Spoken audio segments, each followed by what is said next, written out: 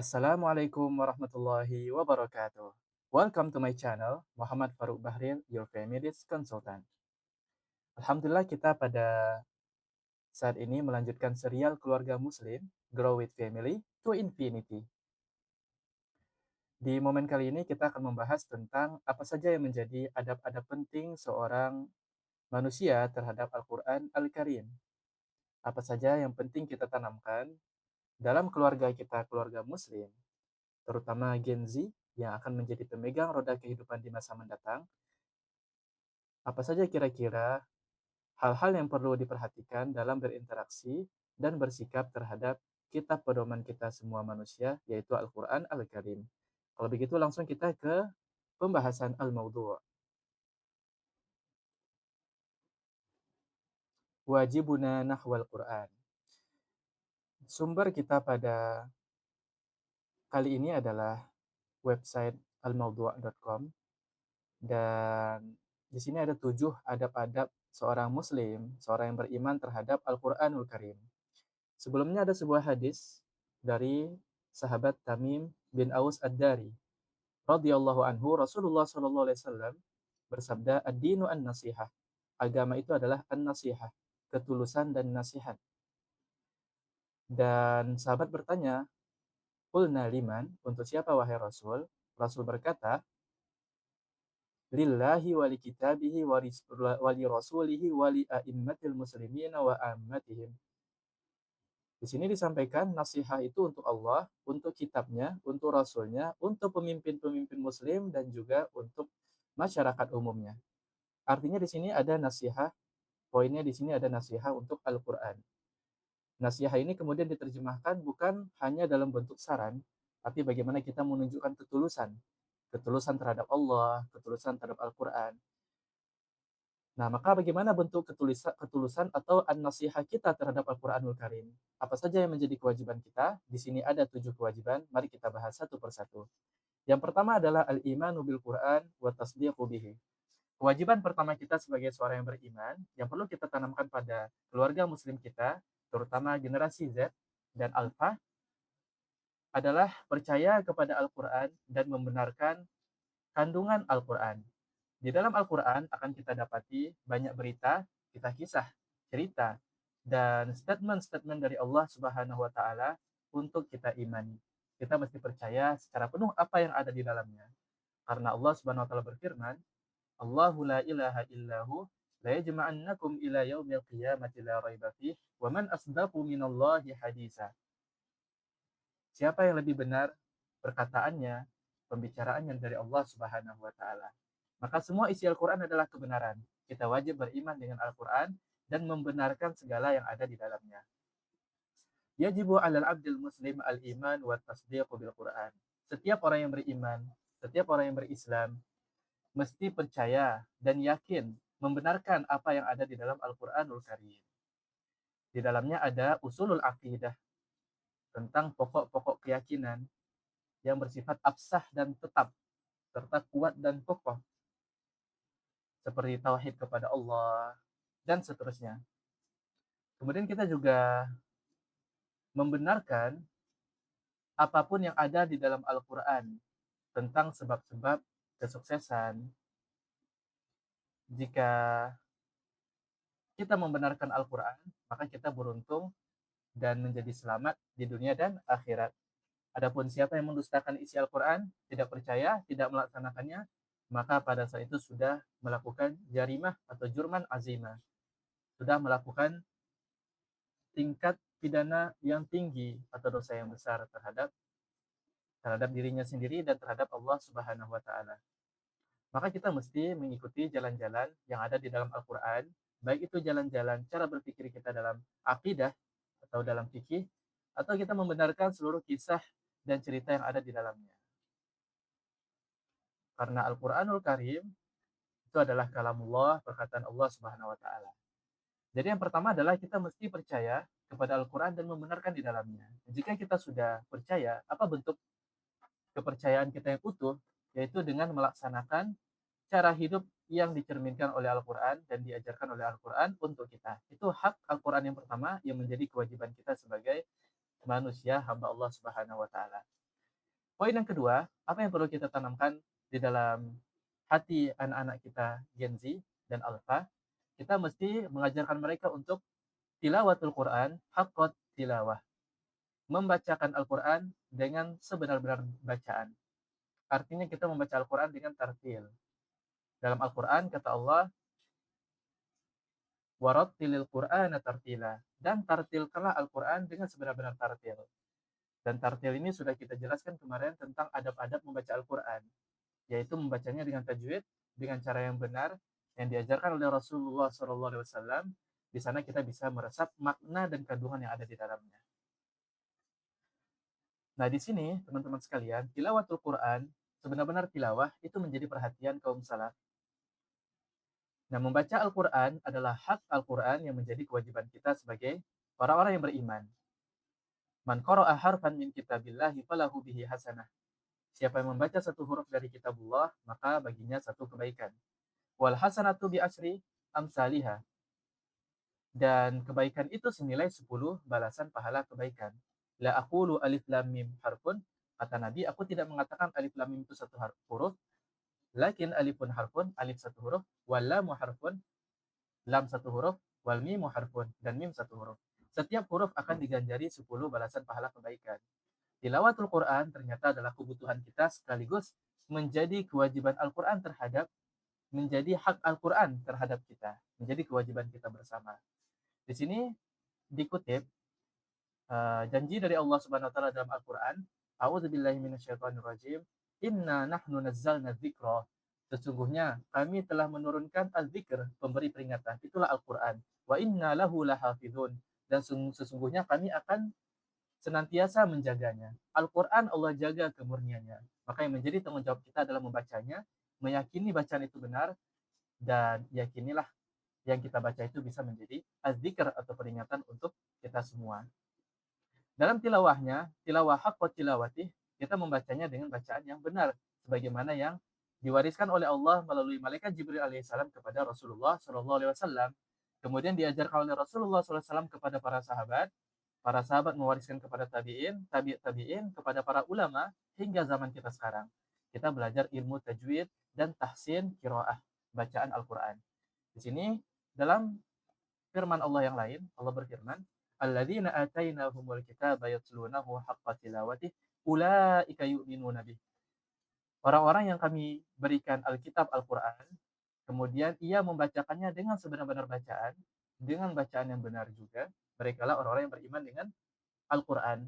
Artinya tilawatul Quran dengan cara yang benar, tilawatul Quran haqqa tilawati, ini adab yang kedua terhadap Al-Quran, membaca Al-Quran dengan sebenar-benar bacaan, itu adalah salah satu hal yang bisa mendorong dan memantapkan keimanan kita, membuka pintu keimanan yang lebih utuh untuk kita dalam agama ini pada Allah Subhanahu wa taala. Mengapa? Saat kita tilawah, kita bersentuhan langsung dengan surat dari Allah, perkataan dari Allah, dan kita bisa memahami kandungannya. Dalam hadis yang lain, matalul ladzi yaqra'ul Qur'an. Ini keutamaan tilawatul Qur'an.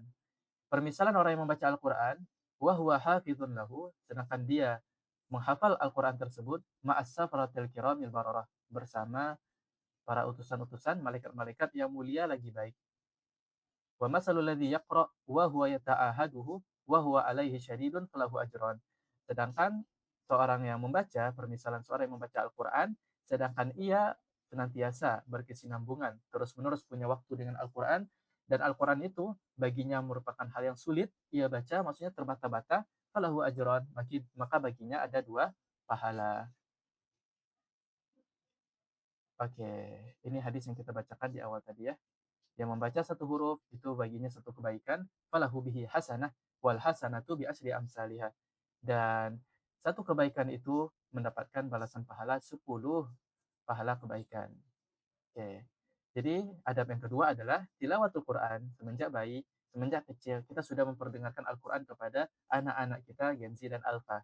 Sehingga mereka tumbuh dalam tilawatul Quran, kita ajarkan mereka membaca abata dari Iqra, kemudian berbagai metode yang ada, kita lanjutkan kemudian kepada Al-Quranul Karim hingga lisan mereka terbiasa. Karena seorang sahabat berkata, jikalau hati kita bersih dari kotoran, hati kita ini benar-benar tulus, bersih, maka kita tidak akan pernah bosan membaca Al-Qur'anul Karim. Bila tidak salah yang mengungkapkan itu adalah Sayyidina Utsman radhiyallahu anhu. Oke, adab yang ketiga adalah tadabburul Qur'an Al-Karim. Adab yang ketiga yang perlu kita tanamkan, yang menjadi kewajiban kita terhadap Al-Qur'an, kita tanamkan kepada Gen Z dan Alpha, kita tanamkan dimulai dari diri kita adalah membiasakan tadabbur Al-Qur'anil Karim. Karena Al-Qur'an, jika kita tidak ditadaburi, kita hanya membacanya saja, kita hanya mendapatkan pahala tilawah, tapi kita tidak benar-benar memahami makna sesungguhnya di dalam Al-Qur'an. Kita baru mendapatkan permukaannya saja, kita belum menyelami lautan keindahannya. Di sini disampaikan, yu'addu tadabburul Qur'anil Karim min afdhalit ta'at. Tadabbur Al-Qur'an, menyelami maknanya, merenungkan isinya, itu di antara ketaatan-ketaatan yang paling utama dan ibadah-ibadah yang paling utama. Karena dengan tadabbur kita memahami maksud dari Allah Subhanahu wa taala. Di sini Allah berfirman, "Kitabun anzalnahu ilaika mubarakun liyadabbaru ayatihi wa liyatadzakkara ulul albab." Ialah Al-Qur'an sebuah kitab yang kami turunkan kepadamu, kitab yang diberkahi agar mereka manusia mentadaburinya, mentadaburi ayat-ayatnya, dan agar orang-orang yang memiliki hati kemudian mengambil pelajaran, merasakan sesuatu. Bagaimana mungkin kita bisa merasakan keindahan Al-Quran jika kita tidak ingin mencicipinya, jika kita tidak ingin mendapatkan jamuan sesungguhnya, tidak menyelaminya lebih dalam. Tadabbur Al-Quran akan membuka kepada kita untuk kita pintu hikmah dan semangat dalam beriman kepada Allah Subhanahu wa taala. Maka mari kita ajarkan anak-anak kita untuk mentadaburi isi Al-Quran. Bagaimana caranya? Ketika ada sebuah kejadian, kita bisa kutip satu ayat, kita sampaikan maknanya, kita hubungkan kejadian tersebut dengan anak kita. Misalnya ketika kita sedang melihat taman atau sebuah kebun buah-buahan, kita sampaikan Allah Subhanahu wa taala berfirman, "Falyanzuril insanu ila ta'ami anna sababna al-ma'a sabba summa syaqaqna al-arda syaqqa فأنبتنا فيها حبا وعنبا وقضبا وزيتونا ونخلا وحدائق غلبا وفاكهة وأبا. Makanan kita semuanya itu diturunkan atau ditumbuhkan oleh Allah Subhanahu wa taala melalui hujannya. Di situ kita memiliki kedekatan dengan Allah. Kita menjadi bersyukur dan merasakan keindahan Al-Qur'an ternyata adalah pesan yang menghubungkan kita, hamba, dengan Sang Pencipta. Oleh karenanya tadabbur Al-Quran sangatlah penting. Dan tadabbur Al-Quran membutuhkan hati yang hidup. Maka anak-anak kita supaya ingin tadabbur Al-Quran, kita mesti jaga hatinya dari hal-hal yang buruk, dari maksiat, dari kata-kata yang buruk, dan kita arahkan dia untuk senantiasa berada dalam kebaikan sebisa kita. Kita lanjut ke adab yang keempat. Oke, al-amalu bil Qur'anil Karim. Adab yang keempat yang diperlukan oleh seorang Muslim, seorang yang beriman, yang perlu kita tanamkan kepada Gen Z dan anak-anak kita dalam keluarga adalah beramal dengan Al-Quranul Karim. Beramal dengan Al-Quranul Karim artinya setiap hukum yang ada di dalamnya menjadi hukum yang kita cintai, kemudian kita cobakan dan kita perbandingkan dengan cara hidup kita saat ini. Baik itu dari segi memakan makanan yang halal dan toyib, kemudian menggunakan pakaian yang sesuai syariat, menutup aurat, dan sesuai yang diridhoi oleh Allah Subhanahu wa taala dan Rasulnya. Kemudian kita bisa mengamalkan akhlak-akhlak dalam Al-Quran, bagaimana cara mendidik anak dalam Al-Quran, dalam surah Luqman, dan seterusnya. Nah, untuk mengamalkan Al-Quran tentu kita mesti membacanya dan mentadaburinya. Oleh karenanya tadi membaca dan mentadaburi itu ada di 2 dan 3. Sekarang yang keempat, kita mengamalkan Al-Quranul Karim. Mengamalkan Al-Quranul Karim adalah kewajiban kita, adalah adab kita terhadap Al-Quranul Karim, yang menjadi hak Al-Quran dari diri kita sebagai seorang Muslim. Ini adalah hak dari Allah Subhanahu wa taala yang mesti kita tunaikan dan merupakan kebutuhan kita. Beramal dengan Al-Qur'anul Karim artinya kita beramal dengan cara terindah dalam hidup kita. Nah, di sini disampaikan salah satu contohnya, Sayyidah Aisyah pernah bercerita tentang akhlak Nabi, kana khuluquhu Al-Qur'an. Beliau menyampaikan akhlak Nabi Muhammad SAW adalah Al-Qur'an. Nah, di dalam Al-Quran disampaikan oleh Allah, laqad kana lakum fi Rasulillahi uswatun hasanah. Sungguh bagi kalian di dalam Rasulullah sallallahu alaihi wasallam ada contoh yang baik. Liman kana yarjullaha wal yawmal akhir wa dzakarallaha katsira. Bagi siapapun yang mengharapkan Allah Subhanahu wa taala dan hari akhir dan mengingat Allah dengan ingatan yang begitu banyak. Dengan ingatan yang banyak. Wal amalu bihi huwal ghayatul asasiyatu min inzalihi. Ini perlu kita highlight. Beramal dengan Al-Quranul Karim, itulah tujuan utama, tujuan pokok dari diturunkan Al-Quran. Tujuan diturunkan Al-Quran itu bukan sekedar tilawahnya saja. Tilawah adalah gerbang untuk kita mentadaburinya, kemudian kita mengamalkannya. Itulah yang dilakukan oleh para sahabat, sehingga para sahabat itu mempelajari Al-Quran 10 ayat atau 5 ayat, sedikit-sedikit. Kemudian mereka juga mempelajari bersamanya hukum-hukum yang ada di dalamnya, termasuk amalan yang mereka terapkan dalam kehidupan sehari-hari. Kita lanjut ke adab dan kewajiban kita terhadap Al-Quran yang kelima. Ta'zimul Qur'ani wa mahabbatuhu. Mengagungkan Al-Quran dan mencintainya. Al-Quranul Karim adalah kalamullah. Perkataan istimewa dari Allah sebagai surat cinta untuk kita para hambanya. Dan posisi kedudukannya sangat tinggi. Dalam sebuah hadis disampaikan, permisalan Al-Quran dengan perkataan selain Al-Quran, jadi Al-Quran itu kan kalamullah. Nah, perbandingan Al-Quran dengan kalam-kalam selain kalam Allah, itu seperti perbandingan Allah dengan selain Allah. Artinya Allah dengan selain Allah tentu sangat tinggi, tidak bisa kita bandingkan. Al-Quran terhadap perkataan manusia juga seperti itu. Jikalau kita memiliki beberapa kitab rujukan dalam kehidupan dunia, kitab dalam bertani, dalam berbahasa Inggris atau berbahasa asing, atau kitab dalam menjalani politik, pemerintahan, dan lain sebagainya, kitab-kitab tersebut adalah kitab-kitab yang bermanfaat, dan di atas itu semua ada Al-Quran. Oleh karenanya kita perlu mengagungkan Al-Quran dan mencintainya. Agung dalam, kita mengagungkannya dalam cinta kita. Kenapa? Karena Al-Quran adalah surat cinta Allah untuk kita.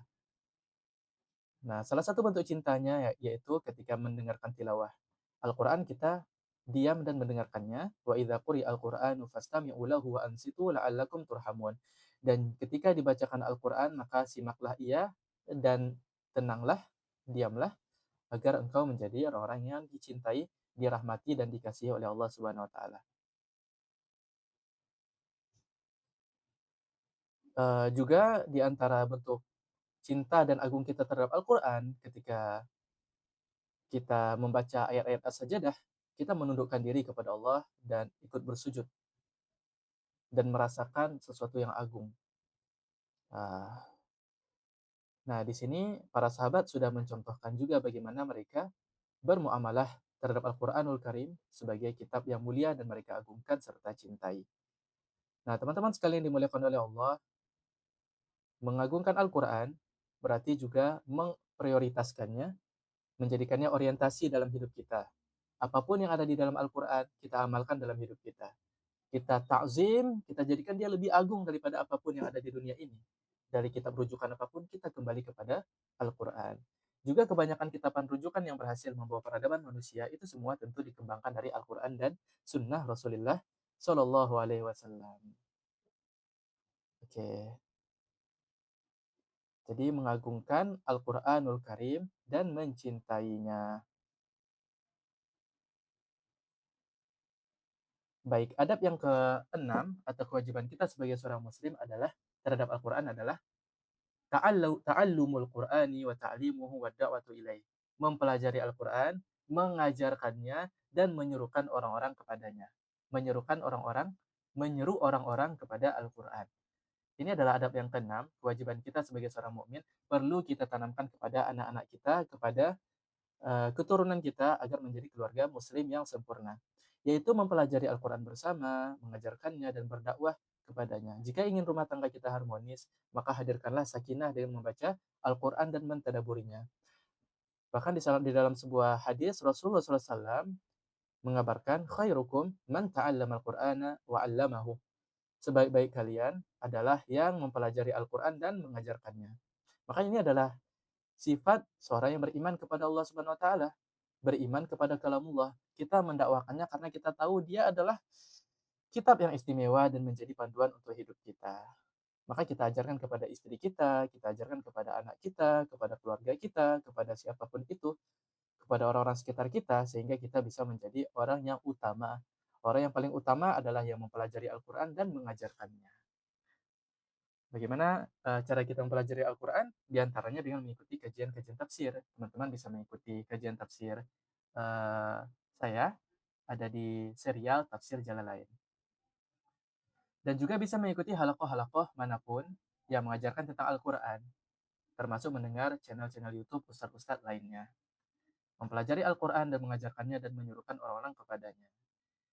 Dalam sebuah hadis lain, Rasulullah SAW memotivasi kita untuk mengajarkan Al-Quran. La hasada illa fisnatain. Tidak ada cemburu, tidak ada kecemburuan kecuali pada dua golongan. Golongan pertama, rajulun atahullahu malan fasullita ala halakatihi fil haqq.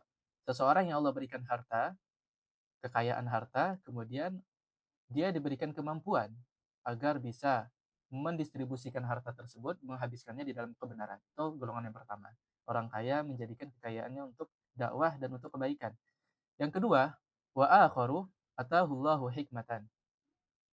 Allah memberikannya hikmah. Hikmah di sini adalah Al-Quran, juga dikatakan kebijaksanaan atau ilmu pengetahuan. Nah, Al-Quranul Karim, Allah berikan ia Al-Quran, ilmu tentang Al-Quran, fahuwa yaqdi biha wa yu'allimuha. Kemudian dia berhukum dengan Al-Quran dan juga mengajarkan Al-Quran. Berhukum dengan hikmah tersebut dan mengajarkan hikmah tersebut. Oke. Yang terakhir, adab yang ketujuh, kewajiban kita terhadap Al-Quran yang mesti kita tanamkan pada anak-anak kita, Gen Z, dimulai dari diri kita adalah hifzul Quranil Karim au ma tayassara min. Menghafalkan Al-Quranul Karim atau menghafalkan hal-hal yang mudah dari bagian Al-Quranul Karim. Al-Quranul Karim terdiri dari 30 juz, 114 surat, 6.236 ayat. Masa tidak ada yang kita hafal? Maka kita khususkan waktu untuk menghafalkannya. Apakah itu trikul, atau mungkin juz amma, atau mungkin lebih luas, juz 1, juz 2, atau surah-surah penting, yang mana yang tayassara min, yang bagi kita mudah. Dalam Al-Quran pun Allah mengatakan, menyarankan di dalam sholat kita, kita membaca Al-Quran, faqra'u ma tayassara min Al-Quran, atau faqra'u ma tayassara min, pesan dalam agama kita. Bacalah apa yang mudah bagi kita dari Al-Quran. Setelah kita baca Al-Fatihah, kita sholat, kita baca surat-surat pendek, atau kita baca ayat-ayat Al-Quran. Maka hafalkanlah ayat-ayat Al-Quran sehingga kita bisa membacanya di dalam sholat tanpa perlu melihat mushaf. Oke. Yu'addu hifzul Quran minal wajibatil kifaiyah alal ummatil Muhammadiyah. Secara hukum, menghafal Al-Quran di sini disampaikan adalah kewajiban yang sifatnya itu kifayah, atau bahasa kita fardu kifayah bagi umat Islam. Mesti ada yang menghafal. Wa yasqutu anha wujubu hifzihi biwujudi man yahfazuhu. Karena sudah banyak yang menghafal, maka bagi yang lain itu sudah jatuh kewajibannya. Tapi setiap kita butuh sebenarnya untuk membaca dan menghafalkan Al-Quran. Karena Al-Quran adalah mukjizat. Dia bisa membuat kita cerdas, menambah keberkahan untuk hidup kita. Banyak sekali kebaikan yang akan kita dapatkan jika kita membaca dan menghafalkan Al-Quranul Karim. Nah, di sini rujukannya bisa dilihat ya teman-teman sekalian. Oke, Alhamdulillah. Dengan begitu kita sudah mendapatkan 7 kewajiban seorang beriman yang perlu kita tanamkan pada Gen Z yang beriman terhadap Al-Quranul Karim sehingga besok mereka lahir menjadi generasi Qurani. Mari kita share video ini seluas-luasnya kepada kenalan kita. Ada 7 kewajiban kita terhadap Al-Quran yang dicantumkan di dalam website ini. Al-imanu bil Qur'ani wa tasdiqu bihi. Yang pertama adalah beriman kepada Al-Quran dan membenarkan hal-hal yang ada di dalamnya. Yang kedua, tilawatul Quran haqqat tilawah, membaca Al-Quran dengan bacaan yang benar, dengan sebenar-benar bacaan. Yang ketiga, tadabburul Quran Al-Karim, mentadaburi kandungan Al-Quran Al-Karim. Yang keempat, al-amalu bil Quranil Karim, beramal dengan Al-Quran Al-Karim. Yang kelima, ta'zimul Qur'ani wa mahabbatuhu, mengagungkan Al-Quran dan mencintainya. Yang ketujuh, yang keenam, ta'allumul Quran wa ta'limuhu wa da'watu ilaih, mempelajari Al-Quran dan mengajarkannya dan menyeru kepadanya. Yang terakhir, yang ketujuh, hifdzul Quran Al-Karim au matayassara min, menghafalkan Al-Quran Al-Karim secara utuh atau yang mudah kita hafalkan. Jadi di sini ada 7 ya teman-teman sekalian. Setelah kita beriman, kita benarkan dalam apa yang ada dalam apa yang ada di dalamnya sebagai kandungannya. Lalu kita baca dengan bacaan yang benar, kita pelajari cara membacanya, kita ajarkan anak-anak kita, lalu kita biasakan untuk mentadaburinya. Setelah itu kita amalkan, kemudian kita agungkan dan kita cintai, kita belajar dan ajarkan serta dakwahkan, yang terakhir kita hafalkan.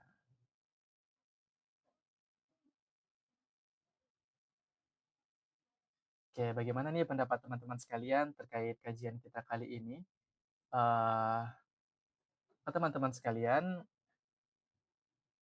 terus ikuti serial Keluarga Muslim, insya Allah akan ada kajian berikutnya.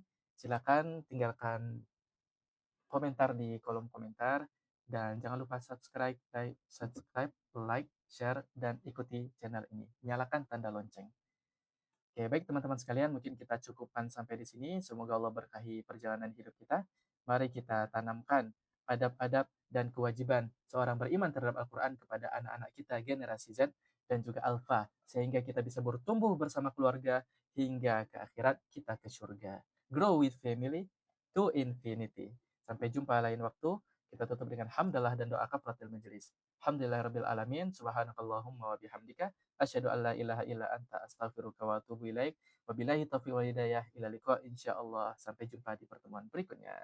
Assalamualaikum warahmatullahi wabarakatuh. Bye Genzi family.